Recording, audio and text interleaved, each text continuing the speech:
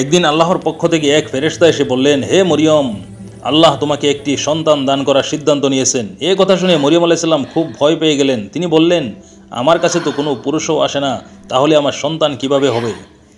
অনেক দিন আগে এক নেক পরহেজগার ও ইবাদত গুজার এক নারী ছিলেন, যার নাম ছিল মরিয়ম আলাইহিস সালাম।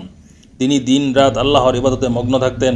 তার পবিত্রতা ও চরিত্রের প্রশংসা সবাই করত। কিন্তু আল্লাহ তাআলা তার জন্য এক মহা পরীক্ষা নির্ধারণ করেছিলেন, একটি এমন পরীক্ষা যার কথা শুনলেই হৃদয় কেঁপে ওঠে।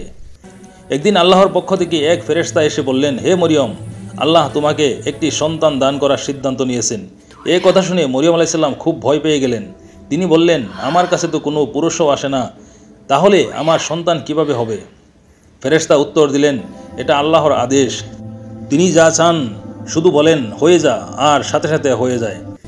দিন যেতে লাগলো এবং মরিয়ম আলাইহিস সালামের গর্ভে সন্তান বৃদ্ধি পেতে শুরু করলো। তার মনে চিন্তা, মানুষ কি বলবে, সমাজ কিভাবে অভিযোগ তুলবে। কিন্তু আল্লাহ তাআলা তাকে ধৈর্য ও সাহস দিলেন। যখন সন্তানের জন্মের সময় ঘনিয়ে এলো, তখন তিনি শহর থেকে দূরে এক নির্জন বনে চলে গেলেন। সেখানে একটি শুকনো খেজুর গাছের নিচে বসে পড়লেন।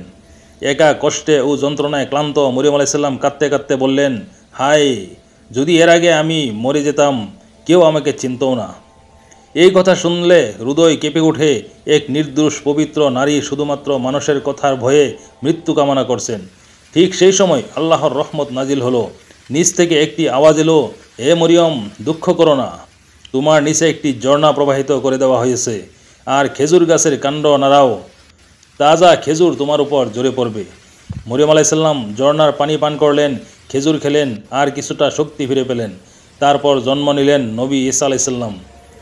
কিছুদিন পর মরিয়ম আলাইহিস সালাম শিশুকে কোলে নিয়ে তার কওমের কাছে ফিরে এলেন। মানুষ হইচই শুরু করলো, হে মরিয়ম, এটা কি? তোমার বাবা ছিলেন সৎ মানুষ, তোমার মা ছিলেন পবিত্র নারী, তাহলে এই শিশু কোথা থেকে এলো?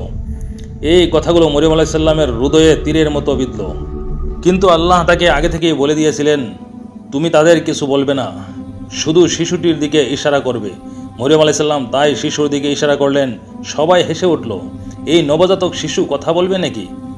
ঠিক তখনই আল্লাহর হুকুমে নবজাতক ঈসা আলাইহিস সালাম দোলনা থেকে কথা বললেন, আমি আল্লাহর বান্দা, তিনি আমাকে কিতাব দিয়েছেন এবং নবী বানিয়েছেন। এ কথা শুনে সবাই স্তব্ধ হয়ে গেল।